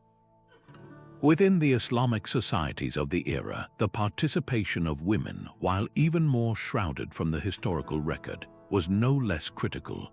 In the scholarly families of cities like Baghdad, Cairo, or Cordoba, knowledge was often a family enterprise. Women, particularly those from esteemed lineages of doctors, astronomers, or philosophers, were frequently educated to a high degree within the private sphere of the home. They became indispensable partners in the work of preservation, acting as copyists, illustrators, and tutors who passed this knowledge down to the next generation. A father might trust his daughter to meticulously proofread a complex astronomical treatise, or a wife might manage the entire logistics of her husband's scholarly correspondence, knowing exactly which messengers were trustworthy and how to discreetly send a parcel to a colleague in a distant city. Their contributions were made behind the curtain of privacy that separated the Muslim household from the public world, making their efforts nearly invisible to historians but absolutely essential to the continuity of learning. We must also remember the countless anonymous women whose roles will never be fully known: the merchant's wife who casually added a small, oilcloth-wrapped package to her husband's cargo manifest without drawing attention, the abbess of a remote convent who turned a blind eye to the unusual contents of a traveling monk's satchel, or the countless servants and slaves who acted as unseen messengers carrying letters and small codices through crowded streets where their low status made them practically invisible to the guards at the gate. Their motivations were as varied as the women themselves. Some were driven by deep personal piety and a belief that this work served God, others by a fierce intellectual curiosity they were forbidden to pursue openly, and still others by a simple, powerful loyalty to the scholars in their families or communities. They operated in the gaps and margins of a patriarchal society, leveraging their perceived anonymity to protect the very ideas that would one day help reshape that same world. To finally recognize their involvement is to add a crucial layer of depth and humanity to our understanding of this incredible story, revealing a collaboration that transcended not only faith lines but also the rigid gender divisions of the medieval world, proving that the fight to save knowledge truly was a universal human endeavor. Behind every rescued manuscript and every secret translation lay a crucial, often overlooked question: who was footing the bill? This vast, clandestine enterprise of knowledge preservation was not a charity. It was a complex economic operation requiring a steady flow of capital for everything from paying skilled scribes and purchasing precious materials like vellum and ink to bribing guards and financing dangerous cross-border journeys. The survival of these ideas depended as much on sound financial strategy as it did on intellectual courage, revealing a fascinating economic ecosystem operating in the shadows of the Crusades. Wealthy and powerful patrons formed the financial backbone of the entire endeavor. For nobles and high-ranking church officials, sponsoring a scholar or funding a translation project was a sophisticated form of cultural investment. A patron like Roger II of Sicily, who employed the Muslim geographer Al-Idrisi, gained immense prestige by associating his court with the most advanced learning of the age, attracting other great minds and bolstering his reputation as an enlightened ruler far beyond the crude metrics of military power. This patronage was a strategic calculation, a way to build a legacy of sophistication and wisdom that would outlast any battlefield victory, turning their wealth into a currency that purchased immortality through intellectual contribution rather than mere monuments of stone. The commercial world provided another vital economic engine. Successful merchants, particularly those from powerful maritime republics like Venice, Genoa, and Pisa, were deeply involved. For them, the trade in knowledge was both a passion and a pragmatic extension of their existing business networks. A merchant prince might finance a smuggling operation not only out of personal interest, but also because it gave him access to incredibly valuable commercial intelligence. A translated Arabic text on navigation could reveal new trade routes. A Persian manual on agriculture might detail more productive farming techniques for estates they owned back in Italy. A medical text could improve the health of their crews on long voyages. They provided the ships, the trusted captains, and the established trade routes, effectively adding priceless intellectual cargo to their existing manifests of spices, silks, and jewels, leveraging their logistical prowess for a cause that offered both moral and practical dividends.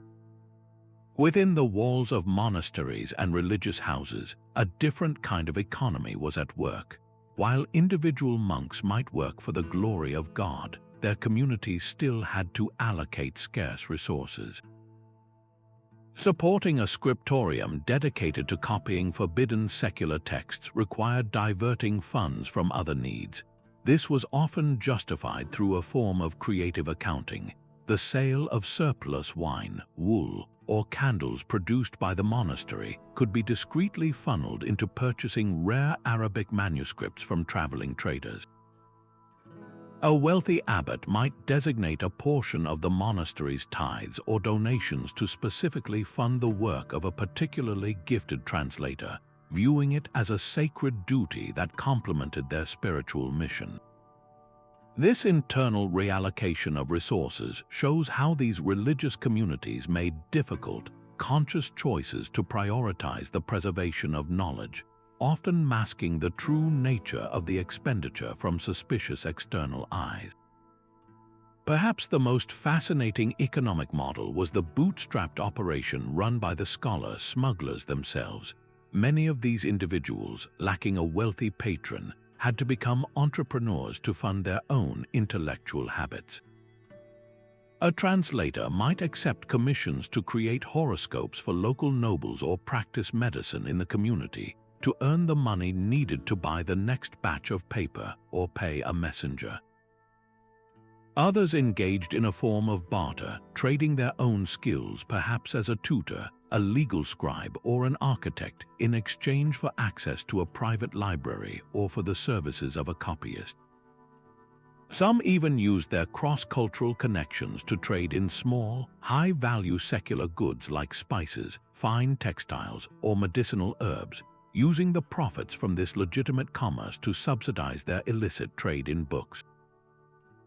This gritty, self-sufficient approach highlights the sheer determination of these individuals, proving that when the thirst for knowledge is powerful enough, it can invent its own economy, turning intellectual passion into a viable, if perilous, means of production and exchange. The powerful drama of these hidden struggles for knowledge has proven irresistible to artists and storytellers across the centuries, each generation reimagining the tale through its own lens. In the Romantic literature of the 19th century, authors like Sir Walter Scott often painted these scholar smugglers as chivalric heroes in a grand, moralistic struggle, where noble Christian knights might secretly appreciate the wisdom of their sophisticated Saracen adversaries. These narratives, while thrilling, tended to simplify the complex motivations, reducing the nuanced exchange to a backdrop for tales of personal honor and adventure, often overlooking the essential roles played by Jewish scholars and merchants who acted as the crucial bridges between these worlds. The gritty, pragmatic reality of the trade, the fear, the constant bargaining, the linguistic barriers, was often smoothed over into a more palatable, heroic legend. This romantic impulse carried over powerfully into the world of visual art. Grand oil paintings from the Romantic period might depict a single dramatic scene, a hooded monk reading a forbidden text by a single shaft of moonlight, his face a mask of awe and terror, or a tense exchange of a manuscript between a crusader and a Muslim scholar in a shadowy alley. These images are undeniably powerful and have done much to cement the idea of the clandestine library in the popular imagination. However, they frequently prioritize emotional impact over historical accuracy, compressing a long, slow, collaborative process into a single, heart-pounding moment of high drama. The allegorical paintings go even further, using the theme to represent broader ideas about the conflict between light and darkness or faith and reason, using the historical setting as a mere stage for a much larger philosophical play. In the 20th and 21st centuries, the medium of film has taken up the torch, though often with a similar tendency toward condensation and dramatization. Hollywood historical epics might feature a dashing scholar spy as a subplot, using the smuggling of a key text as a MacGuffin to drive the narrative forward. While these representations inevitably take creative liberties condensing timelines, combining multiple historical figures into one composite character, or inventing thrilling chase sequences, they serve a vital function. They translate a complex historical academic subject into a compelling human story accessible to millions who might never pick up a history book. A single, well-made film can do more to popularize the existence of the underground libraries than a dozen scholarly papers, even if the details are not perfectly rendered. What is truly fascinating is how modern creators are now using this historical framework to explore urgently contemporary themes. A graphic novel might use the metaphor of medieval knowledge smuggling to tell a story about resisting modern-day censorship, or the importance of protecting digital archives from corporate or state control. A playwright could set a story in a fictionalized version of a Crusader-era city to examine the tensions and possibilities of interfaith dialogue in our own polarized times. These artists are less concerned with historical reenactment and more interested in using the past as a mirror, holding it up to show us reflections of our own struggles with information warfare, cultural appropriation, and the fragile nature of truth itself.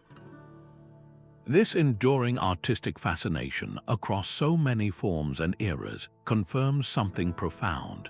It tells us that the core elements of this story, the bravery of preserving ideas, the fight against ignorance, and the belief in a shared human heritage resonate on a deep, universal level. The artistic interpretations, for all their occasional simplifications, keep the memory of these hidden libraries alive in our collective consciousness. They ensure that the legacy is not confined to academic journals but lives and breathes in our culture, inspiring new generations to value intellectual freedom and to see themselves as potential custodians of knowledge in their own right, facing the modern versions of these ancient challenges. What makes the story of the Crusader-era libraries so powerful is that it is not an isolated miracle, but part of a profound and recurring pattern in human history. Whenever and wherever knowledge comes under threat, a similar spirit of resistance quietly ignites, proving that the drive to preserve wisdom is a universal human constant, not bound by any single era or ideology. This pattern reveals itself again and again, from the dark corners of the Spanish Inquisition to the brutal front lines of the Second World War, and deep into the oppressive grip of the 20th century's totalitarian regimes. Consider the terrifying climate of the Spanish Inquisition, established in 1478. Here, the threat was not a foreign army but an internal purge, a systematic effort to enforce Catholic orthodoxy and root out any perceived heresy. For Jewish communities who had converted to Christianity, known as conversos, and for those practicing in secret, known as Marranos, their entire cultural and religious identity was criminalized. In this atmosphere of fear and suspicion, the preservation of their sacred texts became an act of profound defiance. Torah scrolls, Talmudic commentaries, and books of Kabbalah were not merely books, they were the very soul of a people facing erasure. Families constructed double-walled cabinets in their homes, buried precious manuscripts in sealed jars in their courtyards, and passed down oral traditions in whispers behind locked doors. The methods were hauntingly similar to those used centuries earlier: secrecy, duplication, and the incredible bravery of ordinary people who chose to safeguard their heritage at the risk of torture and death at the auto-da-fe.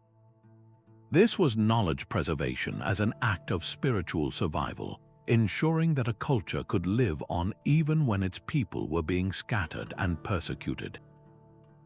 Centuries later, during the immense conflagration of the Second World War, a different kind of literary rescue mission took shape, as the Nazi regime systematically looted and destroyed libraries across Europe, targeting books they deemed un-German. A courageous network of librarians, scholars, and ordinary citizens fought back. In Poland, underground groups risked execution to sneak into sealed libraries and smuggle out national treasures, volume by volume. In the Warsaw Ghetto, historians and writers like Emanuel Ringelblum organized a secret archive, codenamed Wung Shabbat, meticulously documenting the horrific realities of life under Nazi rule. They buried their reports, photographs, and diaries in metal boxes and milk cans, a desperate time capsule meant to testify to the world should they perish. This was not about preserving ancient philosophy, but about safeguarding the raw, horrifying truth of their present moment. They understood that the first casualty of tyranny is often memory itself, and they were determined that the story of their suffering and resistance would not be burned along with their books. The Cold War provided the next chapter in this enduring story, within the borders of the Soviet Union and its Eastern Bloc satellites. Here, the state held a monopoly on information, controlling all publishing and ruthlessly censoring any ideas that challenged the official Communist Party line. In response, a powerful underground publishing network emerged known as samizdat, a Russian word meaning self-published. This was a breathtakingly simple yet dangerous process. An individual would type a forbidden manuscript, a novel by Solzhenitsyn, an essay by Sakharov, a poetry collection, using as many sheets of carbon paper as possible to create multiple faint copies. One of these copies would then be passed to a trusted friend, who would in turn retype it and repeat the process, creating a chain of duplicated texts that spread through the population like an invisible heartbeat of free thought. Owning or distributing samizdat literature could mean years in the gulags, yet people continued to type, to share, and to read. This was a network built not on hidden tunnels, but on human trust and a shared hunger for uncensored truth, creating a ghostly public square where real dialogue could finally occur. Placing these movements side by side, from the Crusades to the Inquisition, from WW2 to the Soviet era, a powerful and comforting pattern comes into sharp focus. The technologies change, from hand-copied vellum to carbon-copied typing paper to digital files on a flash drive. The motivations vary, from interfaith scholarship to cultural survival to political dissent. But the core human impulse remains beautifully, stubbornly consistent. It is the refusal to let others dictate what we can know, read, or think. It is the deeply held belief that ideas are living things that must be nurtured and set free. This continuity suggests that the drive to protect knowledge is woven into the very fabric of our humanity, a silent pact we make across generations to be stewards of our collective memory. It tells us that no matter how powerful the forces of censorship or destruction may seem, they are always ultimately met with the quiet, ingenious, and unyielding resistance of those who believe that a single book and the idea it contains is worth any risk to save for the future. At the heart of this entire clandestine operation lies a deeply complex ethical puzzle, one that forces us to move beyond simple judgments of right and wrong. On one hand, we have individuals who were, by the strict legal and religious standards of their time, committing serious offenses. They were deceiving their own political and spiritual leaders, smuggling contraband, and engaging in secret dealings with those officially designated as enemies. From the perspective of a medieval bishop or a Muslim cadi, these actions could easily be framed as treasonous or heretical, a dangerous undermining of social order and religious purity during a period of existential conflict. The very authorities they circumvented were often those tasked with protecting their communities from external threats, making the smugglers' deception a direct challenge to the established structures of power and protection. This wasn't a minor act of civil disobedience. It was a high-stakes betrayal of the prevailing loyalties of their era, undertaken with the full knowledge of the potentially fatal consequences. Yet, to judge them solely through the lens of their contemporary law is to miss the deeper moral framework that guided their actions. These individuals operated from a place of what we might now call a higher loyalty. Their primary allegiance was not to a fleeting king or a specific religious edict, but to a timeless, universal concept, the preservation of human knowledge itself. They believed that wisdom was a common inheritance that transcended the temporary borders drawn by war and the doctrinal divisions enforced by theologians. In their eyes, allowing the works of Aristotle, the medical breakthroughs of Ibn Sina, or the astronomical charts of Al-Khwarizmi to be lost to fire or fanaticism would have been a far greater sin against humanity and against God than any act of deception required to save them. They made a conscious ethical calculation, choosing what they saw as a universal good over a parochial law, prioritizing the long-term benefit of all civilization over the short-term demands of their particular faction in a brutal war. This dilemma is further complicated by the potential for unintended consequences. Could the scientific and technical knowledge they smuggled have been used to fuel the very conflicts they sought to rise above? It is entirely possible. A translated text on Greek fire or siege engineering could have fallen into the hands of a military commander on either side. Advanced mathematical concepts could have improved the accuracy of catapults or the planning of fortifications. The very maps that opened new trade routes could also guide invading armies. The smugglers had to navigate this murky reality, hoping that the long-term benefits of sharing philosophy, medicine, and astronomy would ultimately outweigh any immediate and tragic military applications. They were gambling that the light of knowledge would, in the end, do more to heal than to harm, a hopeful bet on the better angels of human nature made amidst some of history's most violent chapters. These age-old ethical struggles find powerful echoes in our modern world, resonating through contemporary debates that dominate our headlines. The figure of the whistleblower who exposes secret government wrongdoing by leaking classified information walks a path remarkably parallel to that of the medieval scribe copying a forbidden text. Both must weigh their oath to a specific authority against their duty to a broader truth, often facing accusations of treason from the very institutions they seek to reform.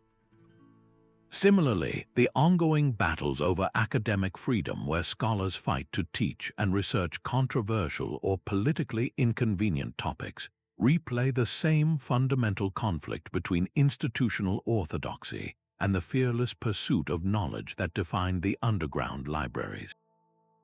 Even the sensitive modern discussion around cultural appropriation finds a fascinating reflection in this history. When a Christian monk translated an Arabic text on algebra into Latin, was he honoring and preserving that knowledge, or was he appropriating it, stripping it from its original cultural and linguistic context to serve his own tradition?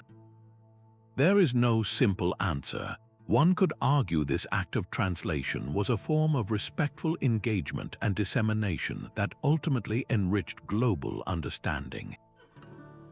Yet, it also inevitably led to the erasure of the crucial role Muslim scholars played in preserving and advancing that very knowledge, an oversight that Western history is only recently beginning to correct. This reminds us that even the most well-intentioned acts of exchange exist within a complex power dynamic, and the ethics of sharing are never entirely separate from the ethics of acknowledging source and origin. Ultimately, the story of these knowledge smugglers refuses to offer us easy answers. Instead, it provides a profound lesson in ethical humility. It forces us to recognize that the most consequential moral choices are almost never clear-cut.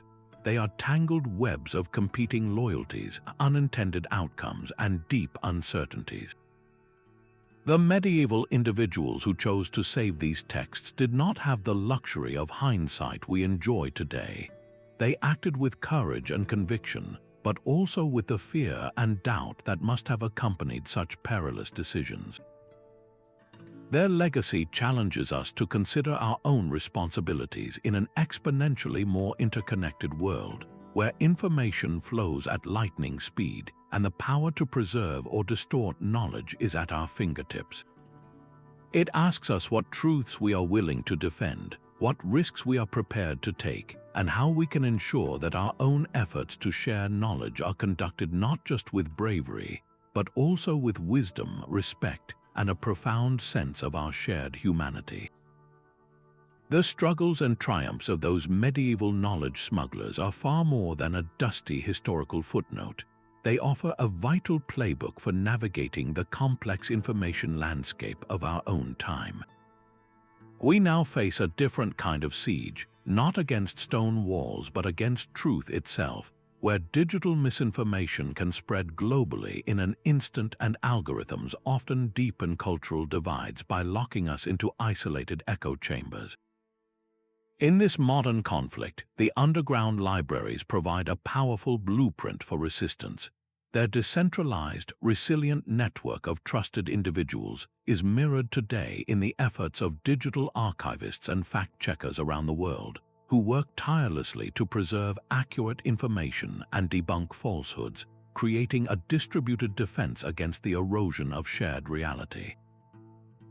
They understood that preservation requires proactive effort, and their legacy now fuels initiatives like the Internet Archive and countless open-access scholarly repositories, which ensure that knowledge remains a public good, not a commodity locked away behind paywalls or distorted by malicious actors.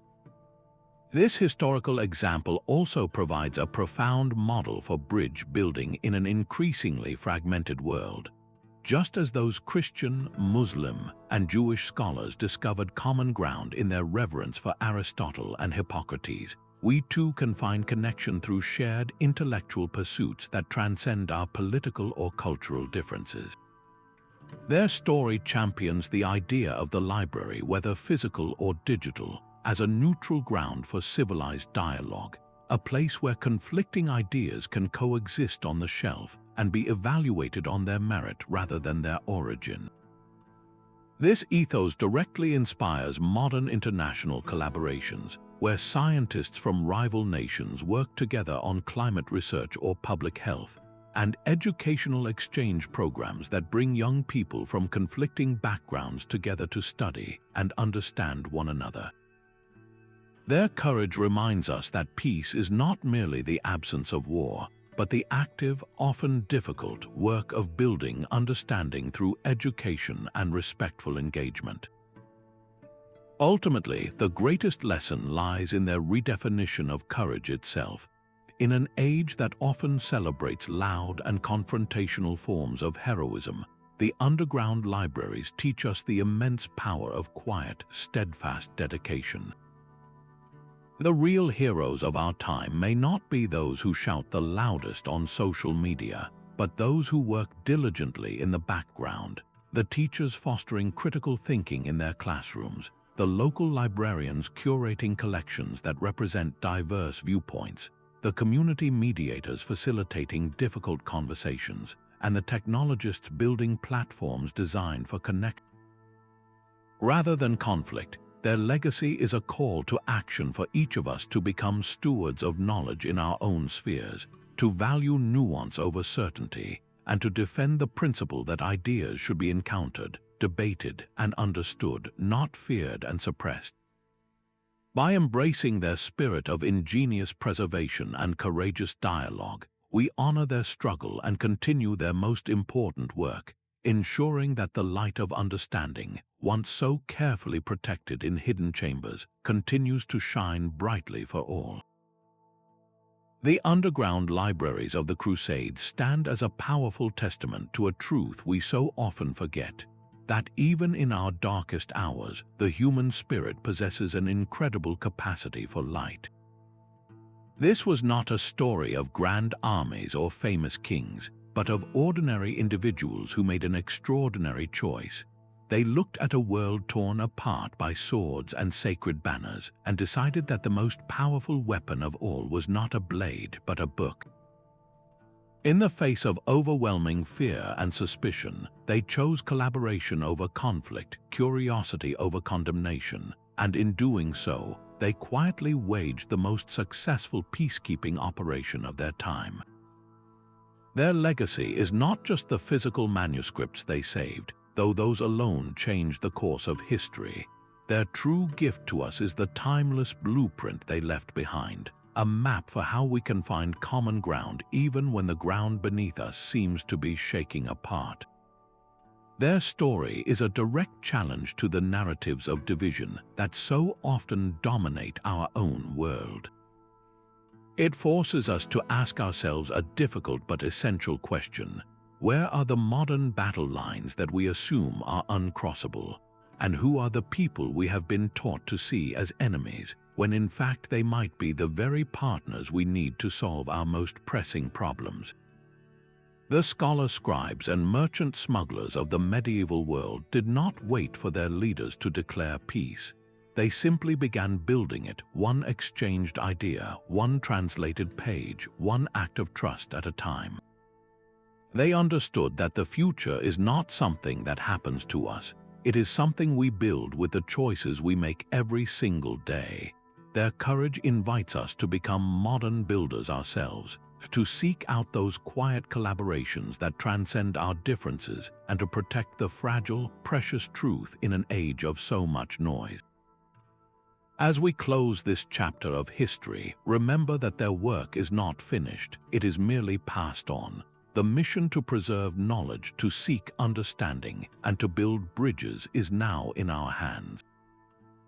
We are the current custodians of that great, endless library of human achievement. So the next time you walk through the doors of a public library, or access a digital archive, or even share a piece of valuable knowledge with someone from a different background or belief, know that you are participating in a tradition that is centuries old. You are adding your own verse to an epic story of resilience and hope, a story that proves that knowledge, when shared, does not divide us. It is the very thing that can weave us all together into a stronger, wiser, and more connected human family. Thank you for listening. If these hidden stories resonate with you, consider subscribing for more journeys into the past that illuminate our present.